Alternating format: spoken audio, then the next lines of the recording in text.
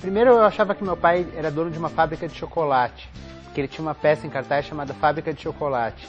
E eu ouvi ele falando com a minha mãe dessa peça, ficava um pouco ressentido que ele não trouxesse chocolates para mim, dessa fábrica. E só mais tarde é que eu fui entender que ele era escritor. Então, meu primeiro contato com a literatura foi antes do livro pronto, foi com o processo da criação, né? Era o barulho da máquina do meu pai escrevendo, da minha mãe escrevendo, eu sentava na máquina, ficava brincando com aquela geringonça antiga, né, que não existe mais, que fazia vários barulhos. As pessoas perguntam como você descobriu ou quando você decidiu que ia ser escritor, quase como se eu tivesse tido que sair do armário para ser escritor. E na minha casa esse armário já estava aberto, estava todo mundo dentro dele, ou fora dele, enfim. O primeiro texto que eu escrevi foi uma crônica, quando eu tinha 14 anos, a casa que eu tinha morado na infância inteira ia ser demolida para passar em uma avenida. E aí eu escrevi uma crônica falando dessa casa, das memórias da minha infância nessa casa. Era um texto meio melodramático, assim, meio um pouquinho brega, assim. Mas aí eu entreguei, mostrei esse texto para minha mãe e para minha irmã que estavam ali na sala e fui tomar banho. Quando eu voltei, elas estavam dormindo. Desculpa, ato falho engraçado. Quando eu voltei, elas estavam chorando.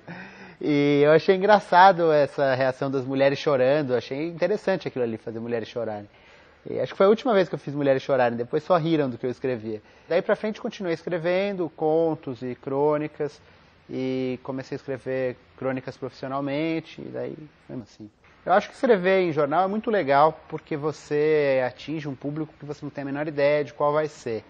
E isso também aumentou minha responsabilidade. Minha última crônica no Estadão foi falando mal de tomate, falar que os tomates eram ruins, porque os produtores estavam cruzando tomates para eles durarem mais, o gosto ficou menor. Então, qualquer assuntinho que você vai falar, tipo, seja tomate, você sabe que pode ter uma repercussão e que isso pode atrapalhar alguém e tal.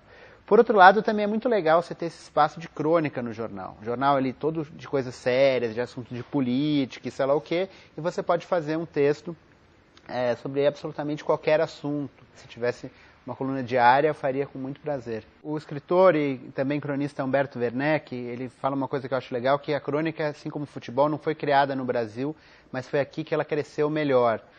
E eu acho que tem alguns paralelos entre a crônica e o futebol, que os dois esportes se desenvolveram na várzea. O futebol na várzea dos rios e a crônica numa várzea da literatura, que é nesse lugar meio obscuro entre o jornalismo e a literatura, né? E o Brasil é bom desses nuances, desses lugares que não são nem aqui nem ali, e essa coisa um pouco da malandragem, a crônica é uma certa gambiarra em relação à notícia. Isso explica um pouco do sucesso da crônica no Brasil.